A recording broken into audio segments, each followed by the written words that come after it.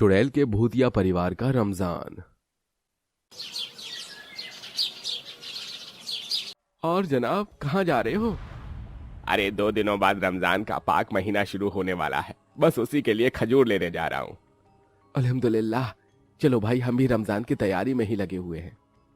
गांव की पूरी सड़क पर चहल पहल थी, सभी रमजान की तैयारी में लगे हुए थे। वहीं गांव के किनारे जंगल से सटा हुआ एक घर था जहां पूरी तरह सन्नाटा पड़ा हुआ था, लेकिन उस घर से रोशनी आ रही थी।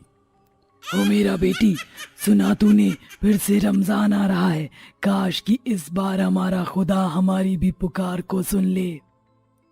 सही कहा अम्मी जान, हम सालों से इस पाक महीने में भी इबादत करते हैं, लेकिन ना जाने कहाँ हमसे भूल हो जाती है, जो हमारा खुदा हमारी दुआओं को कबूल ही नहीं फरमाता। लेकिन कहते हैं कि सबर का जवाब मौजों में ही मिलता है। जब ये लगे कि सब कुछ खत्म हो गया है, तभी तो खुदा रास्ते निकालता है, और यही उसकी शान है। हम इस बार भी खूब लग कर इबादत करेंगे और इंशाअल्लाह इस बार हमें इस भूत चुड़ैल के रूप से आजादी मिलेगी। उस खंडर में रहने वाला भूत चुड़ैलों का परिवार भी रमजान के महीने के इंतजार में था। सभी तरफ रहमतों की बारिश हो रही थी। रात के 12 बजे तक भी गांव में रौनक थी, और इसी रौनक में सड़क पर खेलते हुए कुछ लड़के अनजाने में उस भूत चुड़ैलों के खंडर के पास चले गए। हमारी गिल्ली यहीं गई है। क्या? इस भूतिया घर में? मैं लेने नहीं जाऊंगा। अच्छा, शॉट तूने मारा था और ये गिल्ली मेरी थी। अगर मेरी गिल्ली नहीं मिली तो मेरे अब्बा जान मार मार कर मेरा कचूमर निकाल देंगे। जल्दी लेने चल। अरे रात हो रही है, हम सुबह को ले आएंगे। अरे तू डर रहा है? कितना डरपोक है तू। चल जल्दी यहाँ से, यहाँ के राजा हम हैं, हम। वो लड़के अंधेरे घर में मोबाइल की टॉर्च जलाकर घुस गए। सबसे पहले वो दरवाजे तक पहुंचे तो दरवाजा खुद ब खुद ही खुल गया। ये कैसे? या अल्लाह रहम करना। अरे खुल गया होगा, अब इसमें इतना डरने की ऐसा क्या है? चल जल्दी आ। मेरे दोस्त, मुझे तो डर लग रहा है। अभी भी टाइम है, वापस चल। तेरी गिल्ली के पैसे मैं दे दूंगा। अरे अंदर तो आ। दोनों लड़के अंदर घुस आए। वो मोबाइल की टॉर्च से ही उजाला कर रहे थे। चलते चलते वो घर की एक बड़ी दीवार के पास पहुंचे, जहां पर एक बहुत बड़ी तस्वीर टंगी हुई थी। लेकिन देखने की बात थी कि उस तस्वीर की आंखें झपक रही थी। अरे देख, इसने अभी पलक झपकी।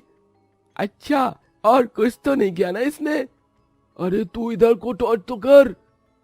उस लड़के ने जैसे ही टॉर्च को तस्वीर की तरफ घुमाया, उसकी टॉर्च ही बंद हो गई। ये क्या हुआ? अब हम क्या करेंगे? अरे ये बंद कैसे हो गई?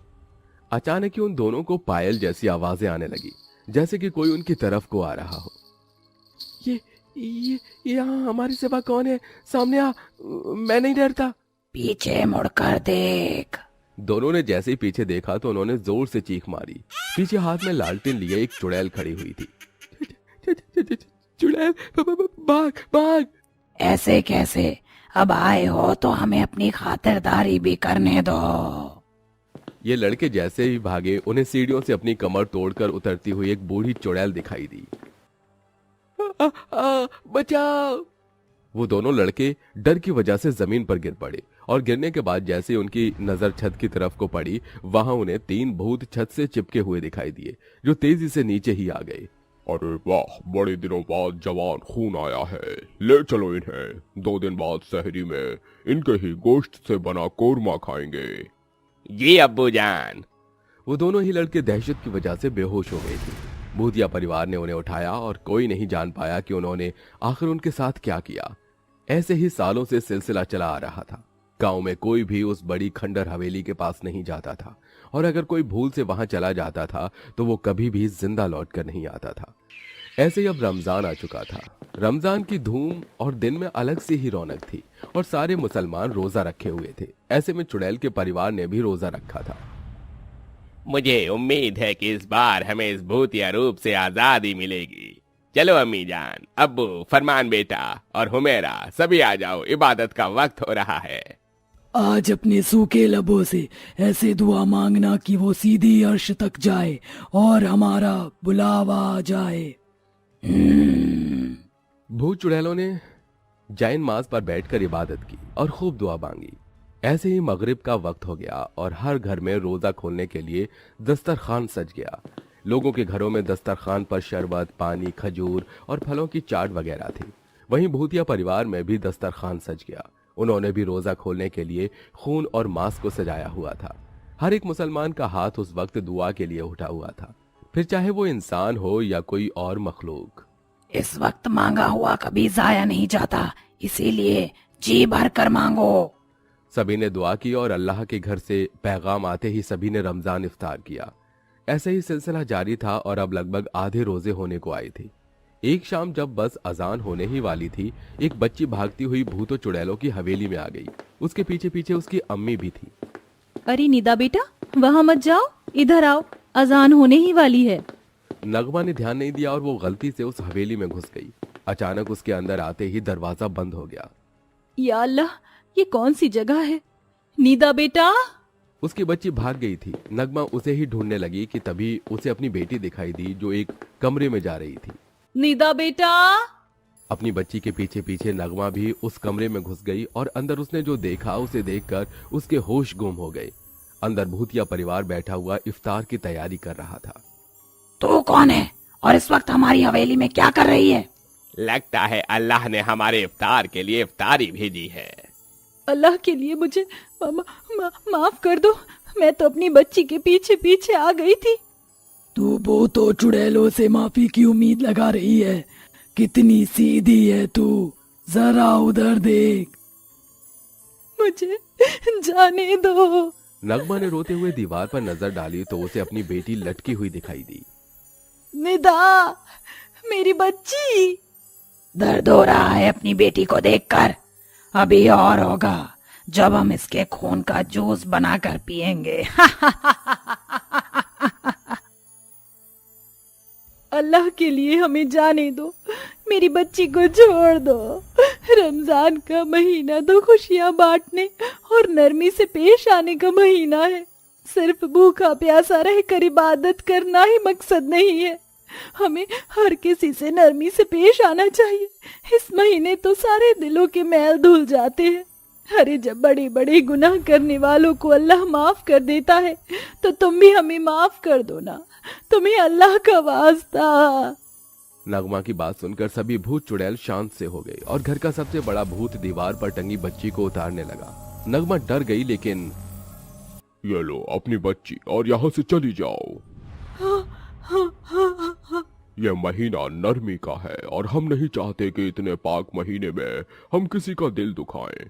वैसे भी तूने हमें अल्लाह का वास्ता दिया है और हम अपने अल्लाह के वास्ते की कद्र करते हैं। जा, चली जा। नगमा ने उस भूत के हाथों से अपनी बच्ची को लिया और वो भागती हुई हवेली से निकलने लगी। इसी बीच अजान शुरू हो गई और देखते ही देखते उजड़ी हुई हवेली अचानक से रोशन सी होने लगी। मुरझाए हुए गमलों में अचानक से जान सी आ गई। ये क्या हो रहा है? अचानक ही नगमा के कानों में एक आवाज सुनाई दी। शुक्रिया, आज तुम्हारी वजह से हमने अपने जमीर को मारकर एक अच्छा काम किया, जिसका असर देखो, हमें आज आजादी मिल रही है। शुक्रिया नगमा, तुम हमारे घर में एक फरिश्ते की तरह आई। हमें जिस तरह मारा गया था उस वजह से हम आजाद नहीं हो पाए थे, लेकिन आज देखो रमजान के पाक महीने में हमें भी आजादी मिल गई, क्योंकि इस महीने एक का सवाब 70 है। शुक्रिया नगमा। मेरी तो कुछ समझ नहीं आ रहा है। नगमा जल्दी से हवेली से बाहर आई। उसने हवेली के बाहर के ग्राउंड में देखा, वहां की घास में भी रंग बिरंगे फूल खिल रहे थे। नगमा जल्दी से उस जगह से निकल आई और उसने पूरी घटना गांव वालों को सुनाई। वो भूतिया परिवार सालों से उस हवेली में था। वो लोग यहाँ रहने वालों को बहुत परेशान करते थे, ब्याज खाते थे। इसीलिए एक दिन उनसे तंग आकर एक आमिर नाम के नौजवान ने उनके घर में आग लगा दी। वो सभी तब मर तो गए, लेकिन वो मरकर भी नहीं मरे और भूत चुड़ैलों के रूप में लौटकर लोगों को और परेशान करने लगे।